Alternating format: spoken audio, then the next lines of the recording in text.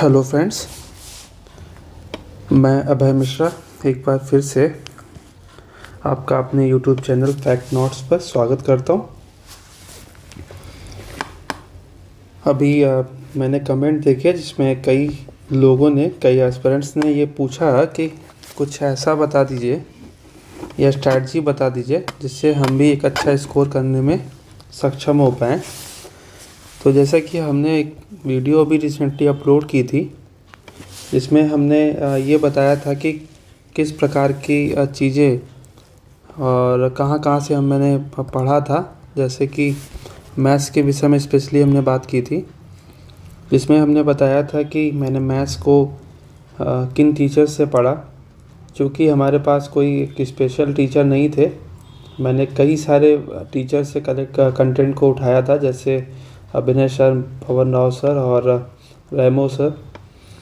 तो इन सब चीज़ों की चर्चा हमने लास्ट प्रीवियस वीडियो में की थी, जिसको हमने नाम दिया था, एक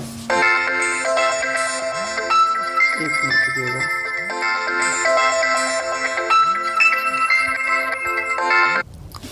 तो माफ़ कीजिएगा, एक कॉल आ गई थी।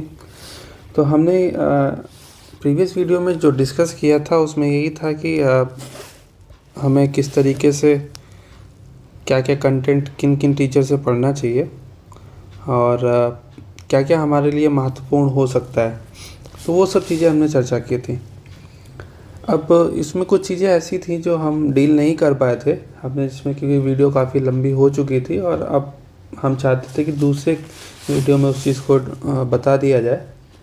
और अभी रिसेंटली हमने बहुत सारे कमेंट्स भी देखे जिसमें कई सारे लोग ये भी कह रहे थे कि किस तरीके से हम तैयारी करें। कई बार क्वेश्चंस को हम बेसिक तरीके से लगा रहे हैं, कई बार लगा रहे हैं, तो चीज़ें उनसे हो नहीं पा रही उस तरीके से। तो देखिए, मेरा मानना ये है, अब देखिए मानना का मतलब यही होता है, अजम्पशन है, और ये अजम्पशन जो होती है वो सबकी अलग अलग होती है। जैसा कि आपने रीजनिंग में भी देखा होगा, सबके सवाल 100% सही नहीं होते अजम्पशन वाले, इसीलिए क्योंकि अजम्पशन सबकी अलग अलग होती है। तो हमारी अजम्पशन के अनुसार मुझे ऐसा लगता है कि आपको दोनों चीज़ें पढ़नी पड़ेंगी, एक तो बेसिक और दूसरा ट्रिक्स या फार्मूले जिसे कहते हैं। ठीक है। अच्छा, एक वजह ये भी होती है कि हम बेसिक की ओर कुछ ज़्यादा ही जोर दे रहे हैं। आपने देखा होगा बहुत सारे टीचर्स भी बेसिक पढ़ाते हैं, लेकिन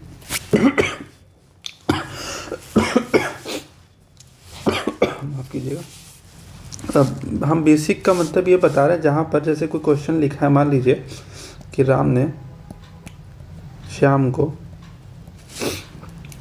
100 रुपये में एक वस्तु बेची। ठीक है।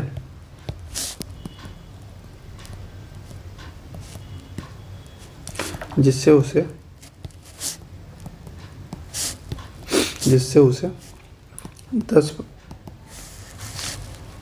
1100 कर लो, 10% का लाभ हुआ। ठीक। मैं जो बेसिक डिफरेंस आपको बताना चाहता हूँ वो यहाँ से आपको क्लियर हो पा रहा होगा। हमने बोला कि बेसिक का मतलब यही है कि जैसे राम ने एक श्याम को 1100 रुपये में एक वस्तु बेची, जिससे उससे 10% का लाभ हुआ। ठीक।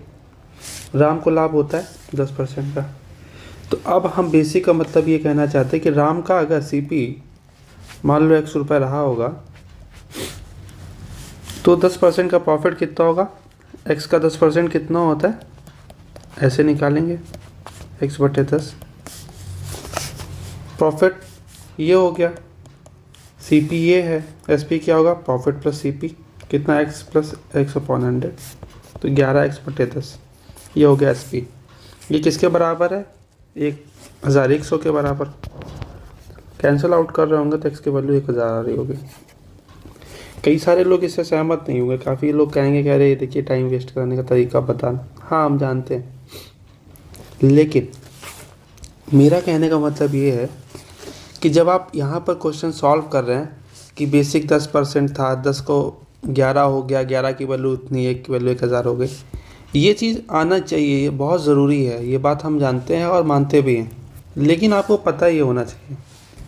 अब हम बताते हैं ऐसा मैं क्यों कह रहा हूँ, क्योंकि जिस व्यक्ति का कॉन्सेप्ट ये वाला क्लियर नहीं है, ये इसकी बात कर रहा हूँ, वो व्यक्ति सिर्फ रट के इसको इस मेथड से काम चला रहा है आने वाले समय में आप देखेंगे जब वो कभी भी ऐसे क्वेश्चंस को डील करेगा।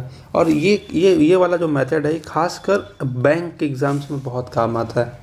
बैंक के एग्ज़ाम्स खासकर मेंस के जो क्वेश्चंस होते हैं मैथ्स के, जिन लोगों ने मेंस कभी दिया होगा या मेंस के क्वेश्चन सॉल्व किए होंगे बैंक्स के, तो वहाँ पर इस तरीके के अरिथमेटिक का बहुत ज़्यादा यूज़ होता है, जहाँ पर प्योर बेसिक जिसकी वैल्यू हम एक्स मानेंगे वाई मानेंगे फिर वहाँ से सॉल्व करते हैं। अच्छा, ऐसा होता क्यों है? क्योंकि बैंक्स में क्या होता है कि जो क्वेश्चन शुरू होता है वो यहाँ से शुरू होगा और यहाँ पर ख़त्म होगा। उसमें गिवन होगा कि राम ने एक्स रुपीज़ की कोई वैल्यू खरीदी, वो वेरिएबल ऑलरेडी दे रहा होगा। और ऑप्शन कैसे होंगे? ऑप्शन ऐसे होंगे X plus Y upon X Y, A option, B ऐसा दे देगा। तो मेरा पर्पज़ ये है आपको समझाने का कि सबसे पहले आप लोग जितने भी लोग हैं जो भी इस वीडियो को देख रहे हैं या जो चाहते हैं सच में कि हम एक मैथ्स में एक अच्छी अंडरस्टैंडिंग चाहते हैं, जहाँ से हमें किसी भी प्रकार का कोई भी क्वेश्चन मिले और हम कॉन्फिडेंस के साथ उसको डील कर पाएँ। देखिए, ये तरीका भी हमेशा काम आएगा, ऐसा नहीं है कि नहीं आएगा, लेकिन जब कोई भी क्वेश्चन थोड़ा सा बेसिक बना देगा और वहाँ पर ये बस कह देगा कि साहब ऑप्शंस वेरिएबल में दे देगा, तो वहाँ पर ये सब चीज़ें करने में आपको दिक्कत आएगी। ठीक है, तो मेरा पॉइंट जो है वो समझिएगा। एक तो ये आपको बेसिक पे काम करना पड़ेगा, और ऐसे बेसिक वाले टीचर बहुत कम है। देखिए, कंटेंट बहुत लोग पढ़ा रहे हैं लेकिन बेसिक मेथड को पढ़ाने वाले बहुत कम है। कोई मोस्टली लोग रेशियो पर फोकस कर रहे हैं। ये वाला जो तरीका है, ये रेशियो तरीका कर लीजिए, 10 से 11 पे बेच दिया, फिर 11 की वैल्यू इतनी है, यूनिट पे काम कर रहे हैं। हम मान रहे हैं, बिल्कुल सही बात है, लेकिन जब भी कोई वेरिएबल का गेम होगा एग्ज़ाम में तो फिर आप कंफ्यूज हो रहे होंगे। ठीक है, एक तो ये। और देखिए, मैं एक बात और बोल देता हूँ, ज़्यादा जिन लोगों को ज्ञान है वो कृपया करके कमेंट में अपना ज्ञान ना दें, क्योंकि मैं समझ रहा हूँ आप क्या सोच रहे हैं। और मतलब मैं इस चीज़ को कभी ईगो पे लेता नहीं हूँ जनरली, लेकिन मैं बस यही कहूँगा कि आप अपना ज्ञान कृपया यहाँ मत दें। आपको नहीं पसंद आया तो आप डिसलाइक या जो भी करना चाहे करिए, लेकिन मुझे परेशान मत करिएगा। ठीक है, लेकिन मेरी जो अप्रोच है वो ध्यान से सुनिएगा। कभी भी आधी बात मत सुनिएगा और आधी मत समझिएगा, क्योंकि मेरे एक टीचर हैं, उन्होंने एक बात बताई थी कि मोस्टली लोगों की आदत क्या होती है। जैसे एक हाथी है, ठीक है, इतना एक बहुत सारा बड़ा हाथी है, बहुत बुरा हाथी बन रहा है, कोई बात नहीं, ठीक है, और एक इसकी ये टांगे हो गई, ये पूँछ हो गई। 4 अंधे बैठे हुए हैं, तो एक अंधा है ना, उसने क्या देखा, एक अंधा आया, उसने इस पूँछ को पकड़ लिया, तो वो क्या कहेगा, अरे भाई हाथी के जो है वो हाथी कैसा है, वो पतला सा है, लंबा सा, आगे उसके बाल भी हैं। एक दूसरा अंधा आता है, वो आएगा, उसने टांग पकड़ ली, वो कहता है हाथी जो है वो खंबे की तरह लंबा है। एक तीसरा आएगा, उसने मान लो पेट पकड़ लिया, कहता है हाथी जो है बहुत विशाल का है, बहुत बड़ा है। ठीक है, चौथा आया, चौथा कह रहा है कि साहब हाथी, उसने पता चला उसका सींग पकड़ लिया, तो कह रहा है हाथी नुकीला है। तो सच में इन चारों ने हाथी को देखा नहीं है, लेकिन चारों कहना क्या चाहते हैं कि चारों ने देख लिया। तो कहने का मतलब ये है कि अगर तुमको सच में हाथी देखना है तो चारों की बात सुनिए, उस बेसिस पे जजमेंट लीजिए। एक सेकेंड, कि किस तरीके का हाथी है, आँख खोल के। ठीक है, नहीं तो फिर आप प्रॉब्लम फेस करेंगे और ये ज़िंदगी भर का रोना आपका रहेगा कि एग्ज़ाम में हम नहीं कर पाए और ये नहीं हुआ, वो नहीं हुआ, ये सब चलता ही रहेगा, ख़त्म नहीं होगा कभी। अब रही बात उन लोगों की जिनके मार्क्स अच्छे हैं या मैथ्स में वो अच्छा नहीं मतलब जिनके मार्क्स मैथ्स में अच्छे आते हैं, लेकिन कुछ क्वेश्चंस ऐसे होते हैं, जैसे लेट सपोज वो 30 में आउट ऑफ 28 कर रहे हैं, 2 क्वेश्चन छोड़ पा रहे नहीं हो रहे हैं उनसे। तो सबसे पहले आप तो ये फाइंड आउट करिए कि वो 2 क्वेश्चन हैं कौन से, प्रोबेबिलिटी के हैं, मेंसुरेशन के हैं, वो टॉपिक क्या है, उस टॉपिक पे जाइए, वहाँ से कॉन्सेप्ट क्लैरिटी लीजिए कि भाई क्यों गलत हो रहे हैं, कोई ना कोई तो वजह रही होगी, तो आपको ही पता होगा कि भाई फार्मूला नहीं पता चल रहा है हमसे या कुछ भी। तो उस प्रॉब्लम तक जाइए और उस प्रॉब्लम से सॉल्व करिए उस प्रॉब्लम को। अगर आपने उस प्रॉब्लम को सॉल्व करिए, डेफिनेटली आप वो भी 2 क्वेश्चन करने लगेंगे। हालांकि ये 30 से 28 की जर्नी तय करना, मान लो अगर 5 महीने लगते तो 28 से 2 मिला के आपको 30 तक की जर्नी तय करने में आपको बहुत टाइम लगेगा। लगभग 5 यहाँ लगता तो यहाँ हो सकता 10 महीने लग जाए।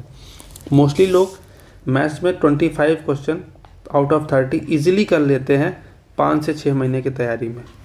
ठीक है। लेकिन जो रिमेनिंग 5 क्वेश्चंस होते हैं उनमें क्या क्या मतलब क्या क्या चीज़ें यूज़ होती हैं वो आप समझ लीजिए। पहला एक तो स्पीड, और कोई कुछ भी कहे, स्पीड कभी भी भैया एक दिन में नहीं आती है। इट टेक्स टाइम, काफ़ी टाइम लगता है और लगेगा भी। उसकी वजह है, देखिए, एक तो बहुत सारे लोग समझते हैं कि हम बहुत तेज़ लिखते हैं, बहुत तेज़ लिखते नहीं हो आप। फिर एग्ज़ाम में आप जब जाओगे तो पेन की स्पीड भी मैटर करती है कि आपने कितना अच्छा पेन पकड़ा है, अच्छा चल भी रहा है कि नहीं, आपकी स्पीड कितनी। कुछ लोग पता चला एक्स वाई लिखना है तो एक्स प्लस वाई इतना सुंदर ही लिखना है, तो आपको पता होना चाहिए कैसे लिखना है। वो चीज़ें धीरे धीरे आएंगे। तो मेन जो आपकी इस मतलब मेन टारगेट होना चाहिए मैथ्स में, एक तो स्पीड, दूसरा बहुत ज़्यादा तरीके आपको सवाल के नहीं पता होने की ज़रूरत होती है। जैसे मैंने कई लोगों को देखा है, वो पता चला इतने तरीके उनको आते हैं एक सवाल करने में कि पता चला कि वो पूरे दिन तरीके ढूंढते रहते हैं। 2 मिनट उन्होंने इसी में लगा दिए कि इसका क्या तरीका होगा, इसका क्या तरीका होगा। जैसे मान लीजिए क्वेश्चन कोई आ गया, कोई सिंपल सा क्वेश्चन, एक यहाँ से शुरू हुआ है, यहाँ तक लिखा है, ठीक है, ऐसे करके उनको पता है कि मैं ये एक्स से भी लग जाएगा, वाई और 100 से भी मान के लग जाएगा, यूनिट डिजिट से भी लग जाएगा, जो भी कहें, और उनको ये पता है इसे एलिगेशन से भी लग जाएगा, ठीक है। अब आपको ये तय करना है कि आप इन तीनों में से एक तरीका चूज़ कर लीजिए। देखिए, या तो आपके फर्स्ट टाइम आप क्वेश्चन देखें आपको स्ट्राइक कर जाए, ये ना हो कि पहले आपने एक्स लगाया, आंसर ही नहीं आया, फिर आप ये लगा रहे हैं, इससे भी नहीं आ रहा, फिर आप इस पर जा रहे हैं। नहीं, आपको हमेशा एक बात याद रखनी है कि आपके अंदर वो एबिलिटी होनी चाहिए कि आप क्वेश्चन देखें और आप जजमेंट ले लें कि हमको किस मेथड से जाना है। वो आप प्रैक्टिस के साथ साथ चले, धीरे धीरे करते रहेंगे और चीज़ें समझ में आने लगेंगी। लेकिन मेरा हमेशा जोर रहेगा कि आपको एक्स वाला मेथड आना ज़रूर चाहिए। आपको ये आ रहा है बहुत अच्छी बात है, ये आता है आपको बहुत अच्छी बात है, लेकिन ये वाला मेथड हमेशा पता होना चाहिए। क्यों? क्योंकि ये आपके लिए रामबाण का काम करेगा। इसके लिए आपको बहुत कुछ याद नहीं करना होता है, ये एक बेसिक कॉन्सेप्ट होता है। आपने अगर ये कॉन्सेप्ट एक बार सीख लिया, आप जीवन भर इस कॉन्सेप्ट को तो नहीं भूलने वाले, ये मैं दावे के साथ कह सकता हूँ, ठीक है। तो आप हमेशा क्या करेंगे, इस चीज़ पर फोकस करेंगे, हमेशा आगे काम आएगा। हो सकता है स्टार्टिंग में आपको टाइम लगता हो, आपको दिक्कतें आएंगी, लेकिन मैं दावे के साथ कह सकता हूँ कि जिन लोगों की बेसिक अच्छे हैं, वो शॉर्टकट, ट्रिक, 100 ऑप्शन मेथड, वो सब अच्छा कर जाते हैं। मैं दावे के साथ कह रहा हूँ। जैसे मैं आपको एक एग्जांपल देता हूँ, CGL 2018 13 सितंबर को मेरा मेंस था, 13 सितंबर 2019 को पेपर था, ये बैच था 2018 का, ठीक है।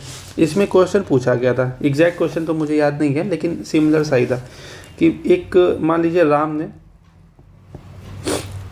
X% के 2 लगातार लाभ पर किसी वस्तु को मान लीजिए 10,000 रुपये में बेचा, ठीक। X% के 2 लगातार, मतलब X% के बाद X%, लैंग्वेज आप बना लीजिएगा। फिर उसने पूछा यदि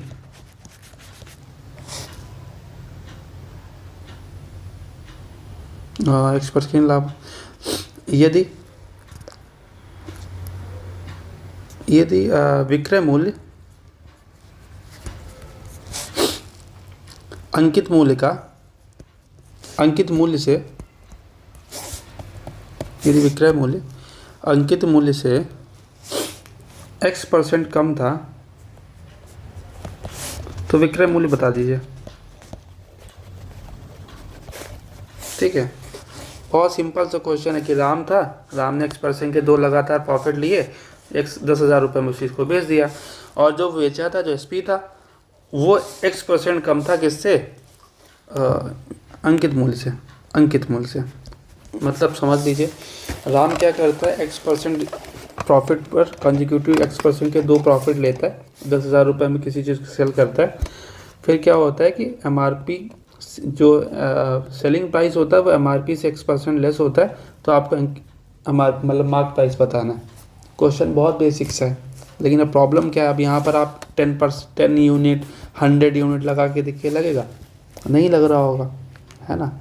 अब यहाँ पर क्या करोगे आप, या तो 100 मानोगे या ग्राम की कोई वैल्यू मानोगे। और ऑप्शन लिख लिए क्या थे, ऑप्शन भी ऐसे थे कि जैसे यहाँ पे पॉइंट दे दिया, यहाँ भी तो पॉइंट दे दिया।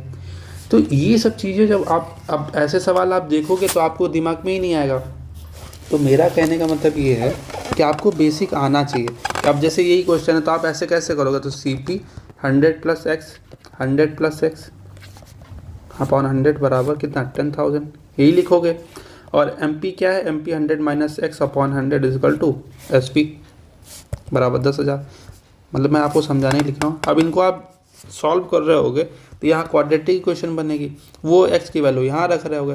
हालांकि ये क्वेश्चन ऐसे करने वाला नहीं है, ये बात मैं जान रहा हूँ, लेकिन मेरा कहने का मतलब है कि आपको पता होना चाहिए कि क्या ऐसे सवाल लगाया जा सकता है या नहीं। इतनी अंडरस्टैंडिंग होनी चाहिए आपको।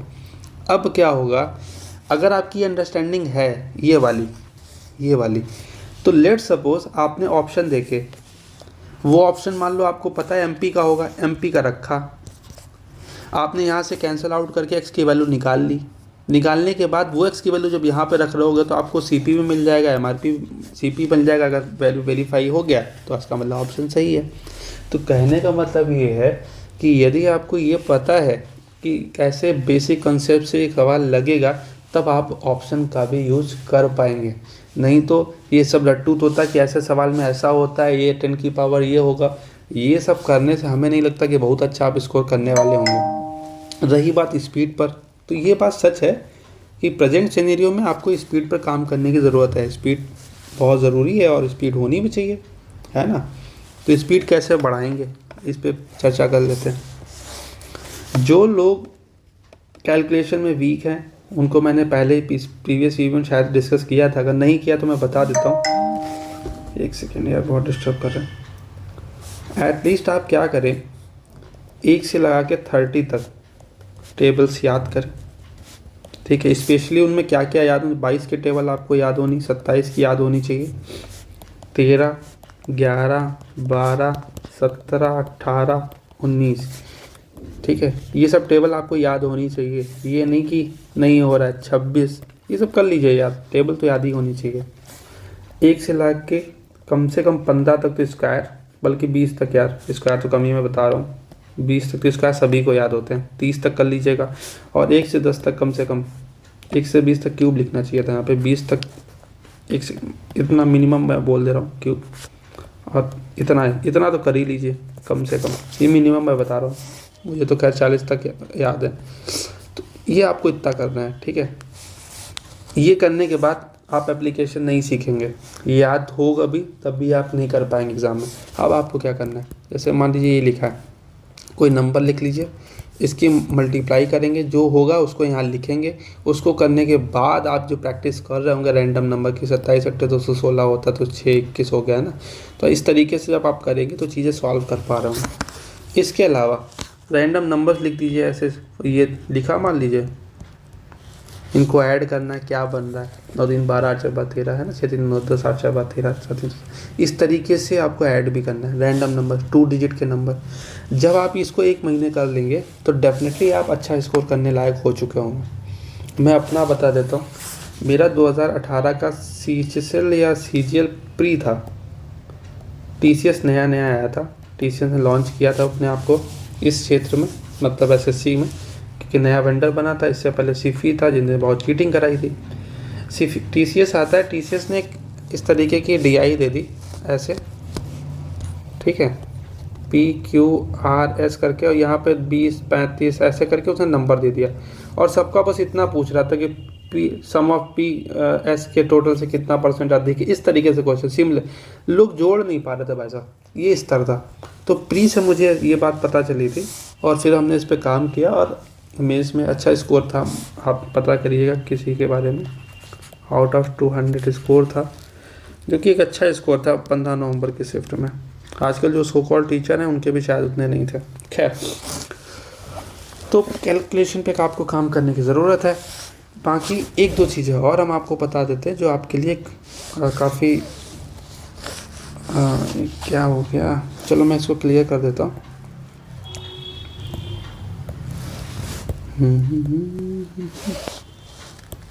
ठीक है, हाँ इसको भी क्लियर कर देते हैं।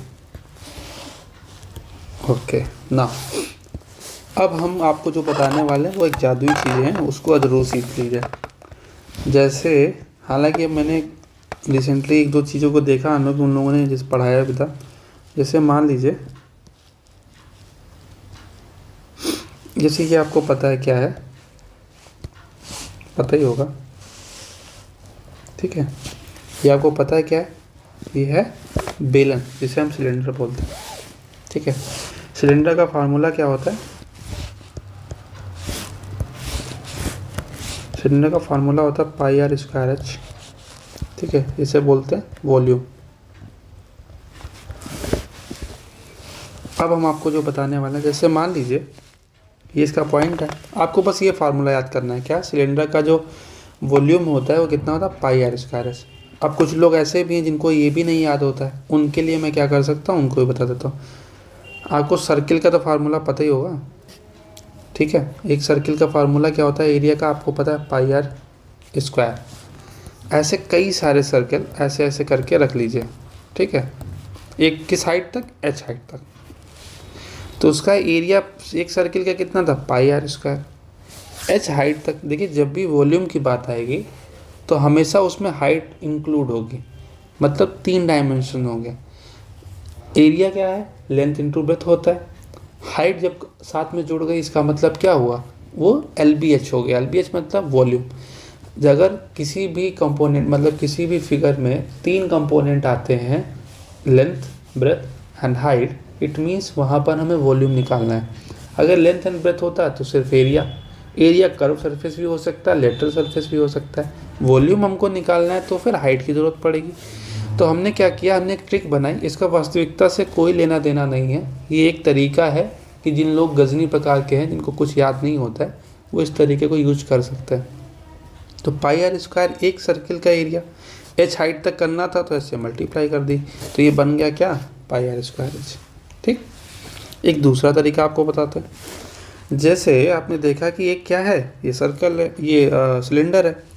अगर आप इसको यहाँ से यहाँ तक और इसको यहाँ से यहाँ तक ऐसे मिला दें, तो आप क्या देख रहे हैं कि लगभग 1/3 पार्ट बन रहा है। जैसे एक हिस्सा ये, एक हिस्सा ये, एक हिस्सा ये, लगभग सेम ही लग रहा होगा। मैंने पहले ही बोला, ये ट्रिक है, ये कोई सच नहीं है, ठीक है। तो ये जो हिस्सा है, ये 3 का कितना होगा? 1/3 होगा। अब क्या करना है, तो ये जो होगा आपका, हाँ, ये वाला जो पार्ट होगा, कितना होगा? ये 1 2 3 पूरा था पाई आर स्क्वायर एच, ये हमने निकाल लिया, तो ये कितना हो जाएगा? 1/3। तो इसका वॉल्यूम कितना? 1/3 पाई आर स्क्वायर एच। क्या बात समझ पा रहे हैं? अच्छा, अब हम बात करते हैं कि थोड़ा सा इन क्वेश्चंस में एक काम और करना चाहिए। जैसे ये है, मैं जो आपको मतलब बताना चाहता हूँ, एक तो आप फार्मूला याद कर लें, तो इस तरीके से इसको आप सोच सकते हैं, ये 2 फार्मूला याद कर लीजिए, ठीक। एक बात और बताते हैं जो बहुत काम की है, एक सेकेंड। ये हमने आपको बताया कि जो बेलन होता है उसका वॉल्यूम होता है पाई आर स्क्वायर एच, जो कि मैंने यहाँ पे बना देता हूँ, ठीक है। अब यहाँ पर आपको चारों फिगर की ज़रूरत पड़ेगी, ठीक है। अब आते हैं प्रिज्म और पिरामिड पर।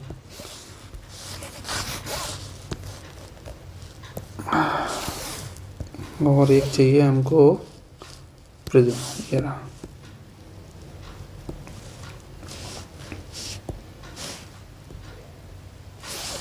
अच्छा, अब जो हम समझाना चाहते हैं आप उसको ध्यान से सुनिए और समझिए। ये और ये दोनों की प्रॉपर्टीज़ ऑलमोस्ट सेम होती हैं। मतलब ये कि जो फार्मूला आपने यहाँ पर लगाया था वॉल्यूम के लिए, वही फार्मूला यहाँ पर भी लगेगा। मतलब ये कि जब भी देखो, प्रिज्म और पिरामिड में डिफरेंस क्या होता है पहले ये समझिए। प्रिज्म का मतलब ये है कि जिसका टॉप और बेस सेम हो, एरिया वाइज सेम होना चाहिए। लेकिन पिरामिड का मतलब ये है कि पिरामिड का जो टॉप होगा वो पॉइंट वाला होगा, पॉइंट पे मिल रहा होगा जिसका कोई एरिया नहीं होगा, लेकिन बेस जो होगा उसका एक एरिया होगा, उसे हम कहेंगे पिरामिड। जैसे आपने देखा भी होगा कि पिरामिड, जैसे आप मिस्र वगैरह की आपने कभी कोई फ़ोटो वगैरह देखी हो तो आपने देखा होगा इस तरीके के पिरामिड बनते हैं, त्रिभुजाकार ऊपर जाते हुए, है ना। तो ये पिरामिड है, आपको याद रखने के लिए बोल रहा हूँ कि पिरामिड कैसा होता है, ऐसा। और जिसमें जाके ऊपर कोने पे मिल जाएगा तो वो कैसा हो जाएगा, वो 1/3 हो जाएगा। जिसका बेस और टॉप सेम है वो प्रिज्म। प्रिज्म में कौन सा फार्मूला लगेगा, जो बेलन में लगता है। पिरामिड में कौन सा फार्मूला लगेगा, जो वॉल्यूम्स में लगता है, कोन में लगता है। ठीक, क्यों, मैंने आपको बता दिया, समझा दिया कैसे निकला। अच्छा, अब कभी भी इसी फार्मूले के बाद थोड़ा सी रिसर्च कर लेते हैं। देखिए, जिन लोगों को फार्मूले याद नहीं है सब उनके लिए, बाकी जिनको याद है so for so good. Let suppose अगर आप इसकी बात करें, ये क्या है, ये पाई आर स्क्वायर क्या है, ये जो पाई आर स्क्वायर है ये क्या है, आप कहेंगे ये एरिया है। किस चीज़ का, इस सर्किल का। जो सर्कल है ये क्या है, ये बेस है। इसका मतलब इसको हम कह सकते हैं कि आधार का क्षेत्रफल इनटू हाइट, ये कितनी है, h, ऊंचाई। यही चीज़ यहाँ पर लगेगी। जब भी किसी पिरामिड का आपको एरिया निकालना हो तो आपको क्या करना है, ये पिरामिड किसी भी बेस पर बन सकता है, सर्किल भी हो सकता है, ट्रायंगल भी हो सकता है, रेक्टेंगल भी हो सकता है, सर्कुलर, वो आपका क्या बोलते हैं, रोम्बस भी, कुछ भी हो सकता है बेस, है ना। टॉप 0 होगा तो यहाँ पर फार्मूला क्या लगेगा, 1/3 1/3 area of base into height. Similarly यहाँ पर देखिए, इसकी बात करते हैं। इसमें क्या था, आपको पता था बेलन का स्क्वायर, जो सिलेंडर का एरिया था, वॉल्यूम था, वो कितना था, इतना था। इसमें क्यों ऐसा हुआ, क्योंकि इसका बेस क्या था, सर्कल था। सर्कल का एरिया कितना, आधा पाई आर स्क्वायर, तो इसको लिख सकते हैं आधार क्षेत्रफल इनटू ऊंचाई। इसका मतलब ये हुआ कि यही फार्मूला यहाँ पर भी लग जाएगा। कहाँ पर, ये आपका जो प्रिज्म होगा, प्रिज्म का टॉप जो होगा वही बेस भी होगा। बेस कुछ भी हो सकता है, ट्रायंगल हो सकता है, रेक्टेंगल हो सकता है, स्क्वायर हो सकता है, रोम्बस हो सकता है, पैरेललोग्राम हो सकता है, कुछ भी हो सकता है। जो नीचे वही ऊपर। इसका मतलब आप क्या करेंगे, बस आपको 2 बातें याद रखनी है। पहला ये कि उस जो वॉल्यूम सिलेंडर का होगा वही उसके प्रिज्म का होगा, जो कोन का एरिया वॉल्यूम होता है वही उसका उस पिरामिड का होता है। कोन इक्विवेलेंट टू पिरामिड और सिलेंडर इक्विवेलेंट टू प्रिज्म। एक तो ये बात, यहाँ से बहुत सारी चीज़ें आपको क्लियर हो गई होंगी। एक तो ये, बाकी मुझे लगता नहीं इसके अलावा कुछ मुझे बताने की ज़रूरत है। जो चीज़ें मोस्टली थी वो हमने बता दी। अब एक तो डाउट जिनके थे उनको बता देते हैं। जो लोगों को दिक्कत है सॉल्व करने में मैथ्स, उनके लिए सजेशन ये है कि मोस्टली क्वेश्चन सॉल्व करिए। जैसे मान लीजिए आपके पास कोई बुक है, किरण है या पिनैकल है, कोई भी सॉल्व करते हैं। जैसे 1 2 3 4 5 ऐसे करके क्वेश्चन नंबर पढ़ें। आपसे 1 लग गया, 2 लग गया, 3 लग गया, 4 नहीं लगा, 4 को सर्कल कर लीजिए, 5 नहीं लग गया, ठीक है। इस 4 को अगली बार भी आपको लगाना है। देखिए, सच मायने में अगर हमसे कोई पूछे तो अगर कभी आपने किरण की बुक देखी हो, कभी जो हार्ड क्वेश्चंस होते हैं, जो मतलब अच्छे क्वेश्चन थे, मैंने इतनी बार लगाए उनके आंसर्स याद है। और हमें नहीं, जो मेरे साथ कई लोग थे उनको भी याद। जैसे एक क्वेश्चन आता है, ए एक काम करता है, A+B से 6 घंटे अधिक लेता है, B शायद 1 घंटा लेता है। इस तरीके से क्वेश्चन था, उसका आंसर 4/3 आता है, A की वैल्यू आती है 2/3 और टोटल 4/3 घंटे में पूरा काम करते हैं। बहुत टफेस्ट क्वेश्चन है, मतलब वर्क एंड टाइम काफ़ी बड़ा क्वेश्चन, यहाँ से शुरू करोगे यहाँ खत्म होगा वर्क एंड टाइम में। तो कहने का मतलब बहुत सारे क्वेश्चन से याद भी हो जाते हैं। तो मेरा आपसे रिक्वेस्ट है, रिक्वेस्ट तो नहीं करना चाहिए, आपसे बस यही है कि आप अगर अच्छा स्कोर करना चाहते हैं, कैलकुलेशन पर काम करिए, टेबल्स याद करिए, मैक्सिमम प्रैक्टिस करिए। और प्रैक्टिस चैप्टर वाइज नहीं करनी है, ठीक है। लोग बोलते हैं चैप्टर वाइज, ना ना ना, मिसलेनियस। क्यों मिसलेनियस इसलिए करनी है कि आपको ये क्वेश्चंस रिटेन करना है। आपको 30 क्वेश्चन मिसलेनियस आने वाले हैं, ना कि चैप्टर वाइज। चैप्टर वाइज में मोस्टली बच्चे कर ही जाते हैं, क्योंकि आपको पता है कि उसमें परसेंटेज ही पूछा जाएगा। जैसे इंग्लिश ग्रामर में भी ये होता है, मोस्टली बच्चे आर्टिकल पढ़े, आर्टिकल से क्वेश्चंस करने शुरू किए, सब सही हो गए, लेकिन जहाँ मिसलेनियस पे आया तो उनका बंटाधार हो गया। तो आपको मिसलेनियस प्रैक्टिस करनी है, रेगुलर प्रैक्टिस करनी है। लगभग 50 क्वेश्चन तो आप इधर उधर करते रहिए, मिनिमम बोल रहे हैं। और जब भी आप मॉक देते हैं, जो लोग मॉक देते हैं उनके लिए बहुत खासकर, मॉक देने के बाद आप क्या करते हैं, कुछ लोग क्या करते हैं जो सवाल उनसे गलत हो गए बस वही करते हैं। मेरा टारगेट क्या रहता है मैं आपको दिखा भी दूंगा। मेरा टारगेट हमेशा टॉपर जो होता है उसका जो एवरेज स्कोर होता है, अगर उसके में ऐसा वाला चिन्ह आया है तो अपने में कैसा आना चाहिए, ऐसा आना चाहिए, हंसता हुआ। ठीक है, क्यों, हमें जैसे उसने 30 सेकंड लिया तो अपना 25 सेकंड होना चाहिए, तब तो हो आप उस रेस में, अदरवाइज़ आपके लिए दिक्कत आएगी। आप मॉक में जो क्वेश्चन सॉल्व करते हैं, मॉक में जो भी क्वेश्चन सॉल्व किए, जैसे आपने 30 प्री में मान ली 25 क्वेश्चन सॉल्व किए, आपने सबमिट किया, आपका स्कोर 170 आ गया। जब आप स्टार्टिंग फेज़ में है, अभी इनिशियल फेज़ में है, तो आप क्या करेंगे, एक से लगा के जो 25 क्वेश्चन मैथ्स के होंगे आपको उनको दोबारा लगाना है। अब लोग कई सारे विरोध करने चले आएंगे, अरे अरे ये टाइम वेस्टिंग है, तो भाई मत करना। मुझे मैं ये सलाह दे रहा हूँ, लेना या ना लेना वो आपकी चॉइस होगी। ठीक है, मैं आपके ऊपर ये मतलब वही कि बाइंडिंग नहीं है कि आपको मानना ही मानना है, आप मानो या ना मानो, चॉइस इज योर्स, है ना। मेरा जो, मुझे जो समझ में आया, जो मैंने अभी तक किया, वो मैं आपको बता रहा हूँ। 1 से लेकर 25 तक वो क्वेश्चंस जो आपने किए हैं उनको एक बार दोबारा गो थ्रू हो जाइए। क्यों बोल रहा हूँ ये, क्योंकि जल्दी आप तभी कर पाएंगे जब वो लैंग्वेज आपके ब्रेन में, सबकॉन्शियस माइंड में वो सेव हो जाएगी। आप लोग जानते होंगे या नहीं मुझे नहीं पता, जो लोग अच्छी स्पीड में काम करते हैं वो सवाल पूरा पढ़ते भी नहीं हैं, वो यहाँ से यहाँ तक पहुँचने में उनको बहुत कम टाइम लगता है।